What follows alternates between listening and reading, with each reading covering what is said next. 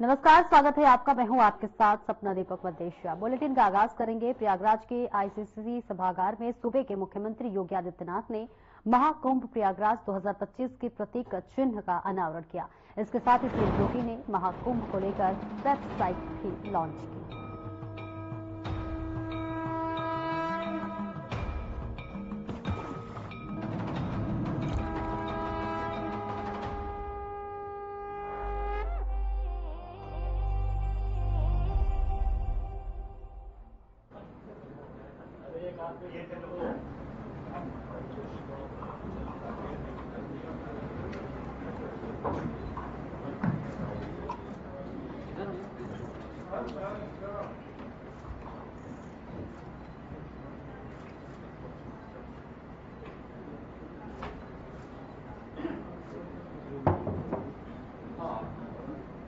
प्रारंभ करेंगे। इधर इधर कुर्सी और बढ़ा नंदी जी आइए।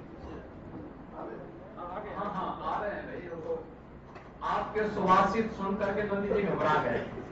आप बैठे आप बैठिए। लेकिन सुवासित आपके ठीक थे।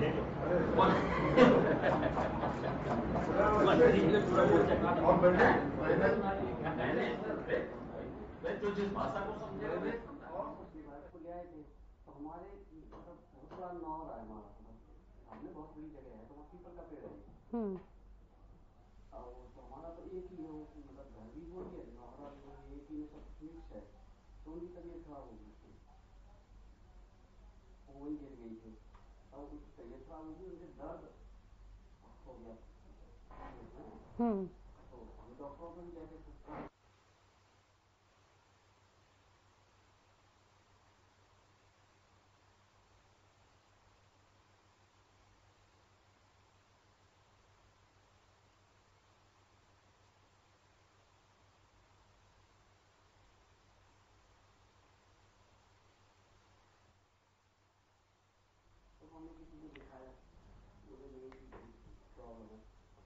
तो ये तस्वीरें आपको दिखा रहे हैं सीधे जहां पर महाकुंभ 2025 के लोगों का लॉन्च हुआ है और यहां पर खुद मुख्यमंत्री और उप मुख्यमंत्री की देखिए मौजूदगी है। मुख्यमंत्री योगी आदित्यनाथ यहां पर शिरकत किए हुए और इसी के साथ साथ उनके साथ दोनों उप मुख्यमंत्रियों की यहां पर मौजूदगी है। आप देख सकते हैं यहां पर जो है केशव प्रसाद मौर्य और ब्रजेश पाठक की मौजूदगी है और इस बीच सीएम योगी ने देखिए लोगों का अनावरण किया है, लोगो लॉन्च किया है और ये तस्वीरें आपको दिखा रहे हैं और यहाँ पर तमाम लोगों की देखिए मौजूदगी है। इनके अलावा कई दिग्गज नेता जो हैं यहाँ पर पहुंचे हुए हैं। महाकुंभ 2025 के लोगों का लॉन्च हुआ है और ये एक भव्य और दिव्य तस्वीर आपके सामने प्रस्तुत किया जा रहा है। देख सकते हैं तस्वीरें और यहाँ पर देखिए तमाम लोग, तमाम अधिकारी की मौजूदगी और देखिए ये लोगो आपके सामने आ गया है। ये लोगो जो है महाकुंभ का लोगो है जो कि मुख्यमंत्री योगी आदित्यनाथ ने इनका जो है अनावरण किया है। उप मुख्यमंत्री भी यहाँ पर मौजूद हैं। इसके अलावा तमाम वो अधिकारी भी की यहाँ पर मौजूदगी है उनकी। तो तस्वीरें सीधा प्रयागराज से आपको दिखा रहे हैं जहां आपको बता दें कि महाकुंभ 2025 के लोगों का लॉन्च किया गया है। प्रयागराज से ये सीधे प्रसारण आपको दिखा रहे हैं जहां पर मुख्यमंत्री योगी आदित्यनाथ ने जो है इस लोगो का अनावरण किया है और लोगों को लॉन्च किया और इनके साथ साथ देखिए यहाँ पर कई अधिकारी गण, नेता गण की जो मौजूदगी है और आप देखिए इसके बाद से मुख्यमंत्री योगी आदित्यनाथ अपने संबोधन के जरिए कई बातों का जिक्र भी करने वाले हैं। सीधे तस्वीरें प्रयागराज से आपको बता रहे हैं और ये सीधा प्रसारण आपको दिखा रहे हैं जहां महाकुंभ 2025 का शुभारंभ हो चुका है, जिसके मद्देनजर जो है महाकुंभ 2025 के लोगों की लॉन्चिंग हुई है और इस लॉन्चिंग में देखिए सूबे के मुखिया की मौजूदगी और इसके अलावा उप मुख्यमंत्री भी जो है आमने सामने जो है दोनों अगल बगल मुख्यमंत्री योगी आदित्यनाथ के आमने सामने अगल बगल दिखाई दे रहे हैं। उनके अलावा तमाम अधिकारियों की मौजूदगी यहाँ पर है। प्रयागराज से सीधे तस्वीरें आपको दिखा रहे हैं जहां महाकुंभ का शुभारंभ हो चुका है और देखिए त्योहारी सीजन चल रहा है और ऐसे में लगातार मुख्यमंत्री योगी आदित्यनाथ अलर्ट मोड पर हैं और इसी के साथ साथ प्रशासन, पुलिस प्रशासन को भी अलर्ट मोड पर रहने के लिए निर्देश दे रहे हैं क्योंकि देखिए त्योहारी सीजन शुरू हो चुका है और अब 12 अक्टूबर को देखिए दशहरा भी है और इस बीच उसके बाद दिवाली और इसके अलावा कई ऐसे त्योहार जो है वो आने वाले हैं। त्योहारी सीजन स्टार्ट हो चुका है जिसके लिए कोई भी अराजक तत्व या फिर असामाजिक तत्व अपने मंसूबे में कामयाब न हो जाए, जिसके लिए लगातार पुलिस प्रशासन को अलर्ट किया जा रहा है और इस बीच ये तस्वीरें प्रयागराज से सीधे आपको दिखा रहे हैं। आप देख सकते हैं यहाँ पर तमाम अधिकारियों की मौजूदगी है। पुलिस प्रशासन का एक जाब्ता भी यहाँ पर मौजूद है, जहाँ पर योगी आदित्यनाथ अब जो है महत्वपूर्ण संबोधन भी देंगे। प्रेस कॉन्फ्रेंस के जरिए तमाम बातों का जिक्र करेंगे। सीधी तस्वीर आपको दिखा रहे हैं। और इस बीच महाकुंभ 2025 के लोगों को लॉन्च किया गया और ये लॉन्चिंग देखिए प्रयागराज में हो रहा है। प्रयागराज से सीधे तस्वीरें आप तक पहुंचा रहे हैं, जहां पर मुख्यमंत्री योगी आदित्यनाथ ने महाकुंभ 2025 के लोगों को लॉन्च किया है। और इसके अलावा देखिए उप मुख्यमंत्री भी यहां पर मौजूद है। दोनों ही उप मुख्यमंत्री योगी आदित्यनाथ के अगल बगल बैठे हुए नजर आ रहे हैं। इसके अलावा तमाम अधिकारियों की देखिए यहां मौजूदगी है। और अब देखिए आने वाले त्योहारों के लिए क्या कुछ मुख्यमंत्री दिशा निर्देश देने वाले हैं, ये भी हम आपको सुनवाएंगे। लेकिन ये तस्वीरें लगातार हम आप तक पहुंचा रहे हैं, जहां पर मुख्यमंत्री योगी आदित्यनाथ ने 2025 महाकुंभ के लोगों का अनावरण किया है, लोगों का लॉन्च किया है। देखिए त्योहारी सीजन शुरू हो चुका है, नवरात्रि चल रही है और इस बीच आने वाले कई ऐसे त्योहार है जिसकी शांतिपूर्ण संपन्न हो, इसके लिए लगातार मुख्यमंत्री योगी आदित्यनाथ अब सजगता के साथ आगे आते हुए नजर आ रहे हैं। और इसी के साथ साथ अपनी बातों का जिक्र भी वो करेंगे, लेकिन वो तस्वीरें भी हम आपको दिखाएंगे, सुनवाएंगे भी। लेकिन उससे पहले ये तस्वीरें सीधे आपको प्रयागराज से दिखा रहे हैं, जहां पर मुख्यमंत्री योगी आदित्यनाथ की मौजूदगी है और इसके अलावा तमाम आला अधिकारी भी यहाँ मौजूद हैं। और इस बीच आपको बताते चले तमाम दिशा निर्देश भी दिया जाएगा त्योहारी सीजन के लिए। सभी परियोजनाएं जो आपने विजन किया था अक्टूबर तक पूर्ण किया जाएगा, लेकिन 119 परियोजनाएं ऐसी हैं क्रिटिकल परियोजनाएं हैं जिसको हमने पिछले बैठक में आपके समक्ष प्रस्तुत किया था, उसमें अक्टूबर तक पूर्ण करने के लिए चुनौती है, जिसको सभी विभाग और अधिक मानव संसाधन और नाइट शिफ्ट चला के करा रहे हैं। इसी के समय आपके समक्ष प्रस्तुत कर रहे हैं। सर ये संक्षिप्त प्रस्तुति है सर की 25% से 50% के आगे विभाग और हम प्रस्तुत करेंगे। सर अपना बताते भी क्या है, जैसे बताया कि प्रोग्रेस क्या सर। एक सर ये वित्तीय प्रबंधन के बारे में सर 2013 में 1152 करोड़ का व्यय हुआ था, जिसमें 1142 करोड़ की धनराशि भारत सरकार से घोषित हुई थी सर। 2019 में सर आपके नेतृत्व में 2339 करोड़ की का व्यय हुआ था पूर्ण बजट से, इसमें 1200 करोड़ की भारत सरकार की। इस तरह 1139 करोड़ का व्यय राज्य सरकार द्वारा वहन किया गया था। और विभागीय योजनाओं से कन्वर्जन आपने एक रूपरेखा जो बनाई सर, उससे कन्वर्जन हुआ था। अन्य विभागों ने भी सपोर्ट किया था, जैसे सेतु, नमामि गंगे और अन्य इसमें 1267 करोड़ के हुआ था। इस तरह 24 करोड़ का व्यय हुआ था। तो इस बार आपके माध्यम से भारत प्रधानमंत्री को पत्र गया, सरकार में माननीय कैबिनेट सेक्रेटरी की अध्यक्षता में माननीय मुख्य सचिव महोदय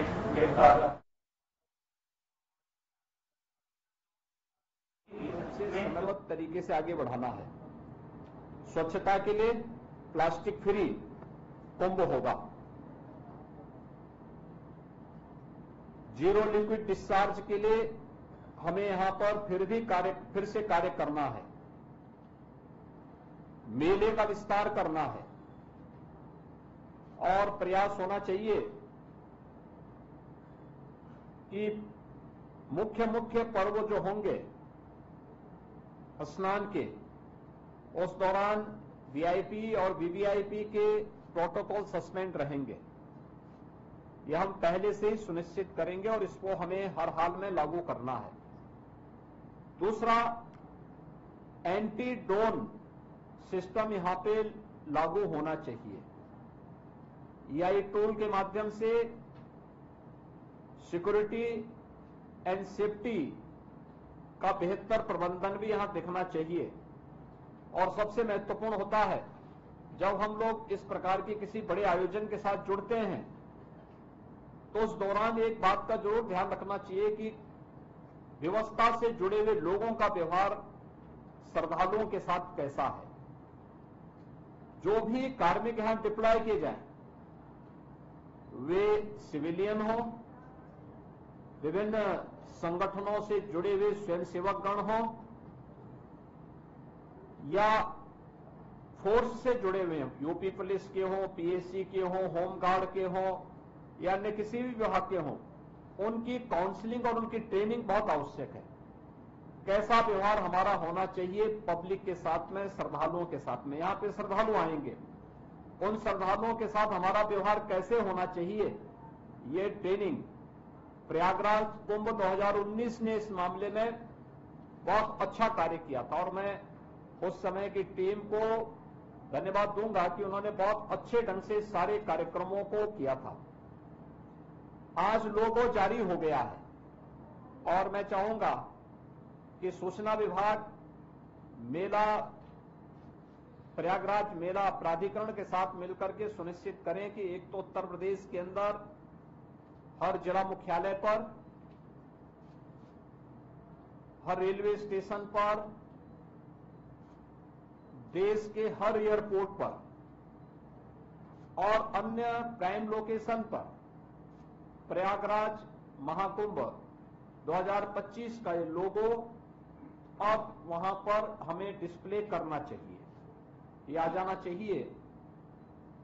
पॉजिटिव चर्चा को हम आगे बढ़ाएं, नेगेटिविटी के लिए कोई स्थान नहीं होना चाहिए। याद रखना कि हमारे पास तैयारी 2019 से बड़ी है। बरसात 2019 की तुलना में 1 महीने आगे तक चली है, तो इसका मतलब हमारा कार्य 1 महीने बैक चल रहा है। इसको हमें अतिरिक्त मैन पावर देकर के इसको हमें व्यवस्थित रूप से आगे और समयबद्ध तरीके से आगे बढ़ा देना है। इसके साथ ही प्रयागराज के अंदर जो मैंने पहले कहा, एक कुंभ का दायरा बढ़ रहा है, काफी दूरी तक जाएगा। हमारा प्रयास होना चाहिए कि जहां पे कुंभ का दायरा जहां जा रहा है वहां पे हम लोग वेरिकेड करें और वहां पे हमारी शेड लगनी चाहिए, टीन शेड लगा करके ऊंचाई को बना लें और आने जाने की ही व्यवस्था करें, क्योंकि फ्रीक्वेंट बाहरी लोगों का या बाहरी किसी भी ऐसे तत्वों का घुसपैठ न हो जो सुरक्षा के लिए किसी के साथ खिलवाड़ कर सके। अभी से हम सुनिश्चित करें street vendors, e rickshaw, 3 wheeler, taxi चालक, अन्य प्राइवेट चालक, ट्रक या अन्य रेस्टोरेंट, होटल में जो कार्मिक हैं, इनकी वेरिफिकेशन, किराएदारों की वेरिफिकेशन की कार्रवाई, ये सुरक्षा की दृष्टि से शुरू कर लें। सीसीटीवी कैमरा हमने ऑपरेशन त्रिनेत्र के अंतर्गत सेफ सिटी में यह निजी भागीदारी के माध्यम से भी, लोगों के सहयोग से भी लगाया था, विभिन्न संस्थाओं के सहयोग से भी सीसीटीवी कैमरे हम लोगों ने लगाए थे। हमारा प्रयास होना चाहिए कि ये सभी क्रियाशील होते हुए दिखाई देने चाहिए। रेलवे के साथ, सिविल एविएशन विभाग के साथ में, एनएचएआई के साथ में, भारत सरकार से जुड़ी हुई जितनी भी अन्य संस्थाएं हैं उन सब के साथ भी हमारा एक बेहतर तालमेल रहना चाहिए। मुझे विश्वास है कि हमारे पास अभी समय है, कार्य व्यवस्थित रूप से आगे बढ़ रहा है। टीम प्रयागराज, जो प्रयागराज महाकुंभ के लिए यहां पे अधिकृत की गई है, वह यहां के माननीय जनप्रतिनिधियों के साथ बेहतर संवाद बनाते हुए अखाड़ों के साथ में, संतों के साथ में, आचार्यवाड़ा, काक चौक या तीर्थ पुरोहित, इन सभी के साथ में बेहतर समन्वय बनाते हुए अपने कार्यक्रम को हम लोग समयबद्ध तरीके से कर रहे हैं। और जितने भी बड़े कार्य, कंस्ट्रक्शन के कार्य हो रहे हैं, हमारा प्रयास होना चाहिए कि 10 दिसंबर उसकी डेडलाइन हो। 10 से 15 के बीच में हमारा प्रयास होगा कि हम प्रधानमंत्री जी को यहां आमंत्रित करके कुंभ मेले के लिए उनसे सभी परियोजनाओं का उद्घाटन आदि के बारे में उनके करकमलों से इसको संपन्न करवा करके इसकी शुभारंभ की घोषणा करवा दें। उसकी तैयारी अभी से हमारी होनी चाहिए। लेकिन मैं सभी विभागों से, चाहे वह भारत सरकार के विभाग हो या उत्तर प्रदेश सरकार से जुड़े हुए, उन सबसे मेरा आग्रह होगा कि जो उन्होंने डेडलाइन दी है उस पर उन्हें दिन रात लग करके मैन पावर बढ़ा, क्योंकि इधर पर्व और त्योहार पड़ेंगे। पर्व और त्योहार की बहुत, पर्व और त्योहार आप मनाएं अतिरिक्त मानदेय दे करके, लेकिन हमें व्यवस्थित रूप से इन सभी कार्यों को आगे बढ़ाना पड़ेगा और हर हाल में एक दिव्य और भव्य कुंभ के लिए, क्योंकि पिछली बार 2019 में किए गए प्रयासों का परिणाम था कि यूनेस्को ने प्रयागराज कुंभ को मानवता की अमूर्त सांस्कृतिक धरोहर के रूप में मान्यता दी। हमारा प्रयास होना चाहिए कि फिर इस बार प्रयागराज कुंभ को वैश्विक स्तर पर इसी प्रकार की मान्यता प्राप्त हो, ये हम सब की सामूहिक जिम्मेदारी बनती है और वह टीम वर्क पूरे कुंभ के दौरान यहां दिखनी भी चाहिए, प्रयागराज वासियों के मन में भी दिखनी चाहिए। एक कार्य प्रयागराज के अंदर हो सकता है, क्या प्रयागराज के अंदर हम होम स्टे आदि की व्यवस्था को भी प्रमोट कर सकते हैं? बड़े बड़े इवेंट के दौरान ये चीजें होती हैं, हुई हैं, और अच्छा होगा कि इससे उनकी इनकम भी बढ़ेगी और साथ साथ मैसेज भी जाएगा। अतिथि देवो भव का एक मैसेज भी बहुत बेहतर तरीके से आगे बढ़ सकता है। अगर इसमें कुछ प्रयास हो सकता है तो माननीय जनप्रतिनिधिगण, नगर निगम भी, पर्यटन विभाग भी, स्थानीय प्रशासन भी इसमें अगर प्रयास कर सकेगा तो इसका एक अच्छा वह मैसेज इसका अच्छा होगा। अयोध्या में बहुत अच्छा उसका मैसेज था, वो काशी में उसके अच्छे मैसेज हुए, अच्छा उसका मैसेज हुआ था। अगर हम कर सकेंगे तो अच्छा होगा। लेकिन ये बैठक आज यहाँ पे मेला प्राधिकरण की दूसरी बैठक हम यहाँ पे मेले के साथ, कुंभ मेले के साथ कर रहे हैं और अब हमें जल्दी जल्दी इन बैठकों के क्रम को आगे बढ़ाना पड़ेगा, जिससे हम व्यवस्थित रूप से इन सभी इस आयोजन को पूरी भव्यता के साथ संपन्न कर सकें और उत्तर प्रदेश को हम देश और दुनिया के सामने प्रस्तुत कर सकेंगे। मैं फिर सभी विभागों से कहूंगा कि जिनका जो कार्य है वे समयबद्ध तरीके से, गुणवत्तापूर्ण तरीके से उन कार्यों को आगे बढ़ाएंगे। कहीं भी इन दोनों में कोई कंप्रोमाइज नहीं होगा और अगर कहीं किसी स्तर पर हुआ तो उनकी जवाबदेही भी तय करेंगे। धन्यवाद। सर वो लाइट चल रहा था, फोटो नहीं आया है लोगों का सर, वो लाइट आ रही है, आपको एमओयू भी एक्सचेंज होना है, बुला रहे हैं, पहले फोटो करा ले जरा ये। और वही मुख्यमंत्री योगी आदित्यनाथ ने प्रयागराज में संगम तट पर बड़े हनुमान मंदिर में पूजा अर्चना की। सीएम योगी ने मंत्रोच्चारण के साथ पूजा अर्चना की। इस दौरान कई मंत्रीगण और भक्तगण मौजूद रहे।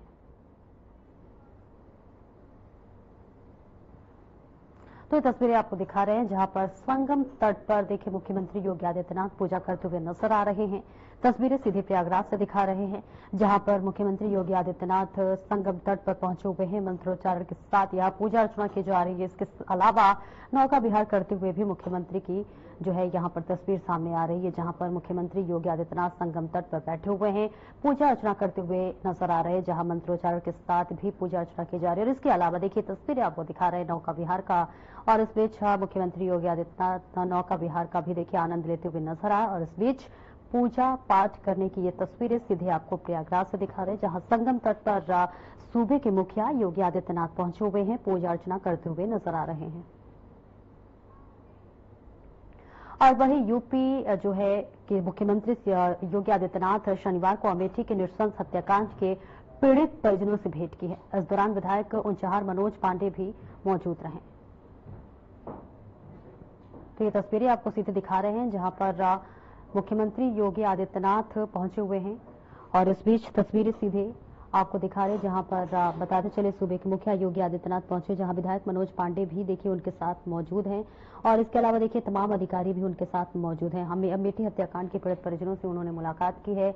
अमेठी में जो हत्या हुई थी, नृशंस हत्या हुई थी, उसके बाद से मुख्यमंत्री योगी आदित्यनाथ विधायक के साथ पहुंचे और पीड़ित परिजनों से मुलाकात की है। अमेठी हत्याकांड का जिक्र कर रहे हैं जहां पर मुख्यमंत्री योगी आदित्यनाथ पहुंचे हुए हैं। और इसके अलावा उनके साथ विधायक की भी मौजूदगी है, जहां वो पीड़ित परिवार के साथ मुलाकात करते हुए नजर आ रहे हैं। विधायक मनोज पांडे भी उनके साथ मौजूद रहे।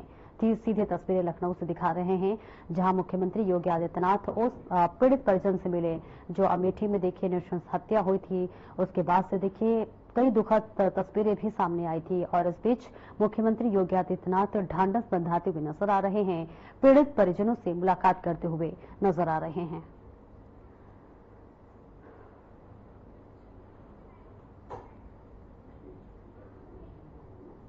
और वहीं दिल्ली के आईसी सेंटर फॉर गवर्नेंस ने सरदार पटेल व्याख्यान का आयोजन किया, जिसमें विदेश मंत्री एस जयशंकर ने भी शिरकत की। इस मौके पर एस जयशंकर ने कहा कि सरदार पटेल संयुक्त राष्ट्र में जाने के खिलाफ थे।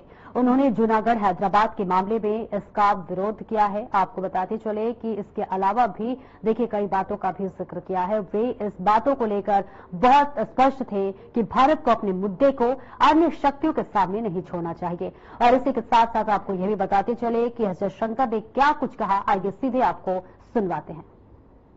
that but for Sardar Patel's leadership, the story of the integration of Indian states in the aftermath of the partition would be very different. Decisions pertaining to Hyderabad, to Junagadh, and the Rajputana have all been written about at length. But there are many more that we take for granted because of his efforts. Even today, his secretary, V.P. Menon's account of what happened at that time, I believe is a must-read to understand our modern history. And I myself often give that book to young officers who come as trainees because I tell them that it tells you how it really was and how it could have been but for Patel. Equally revealing have been developments in the one state that Sardar Patel was actually not allowed to handle, Jammu and Kashmir. Now we all know how that unfolded. It has taken us much national effort and many sacrifices to rectify those errors subsequently. 8 decades after independence, perhaps the younger generations, and I'm happy to see some of them in the room, the younger generations may not readily appreciate how seriously a third force model was being pushed by the colonial power to ensure a permanent weakening.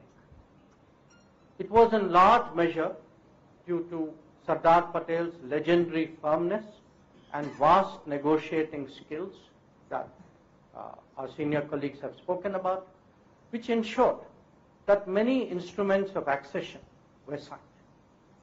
But in the handling of Jammu and Kashmir, we created serious problems for ourselves, problems in national integration, in national security, in diplomacy, and in geostrategy.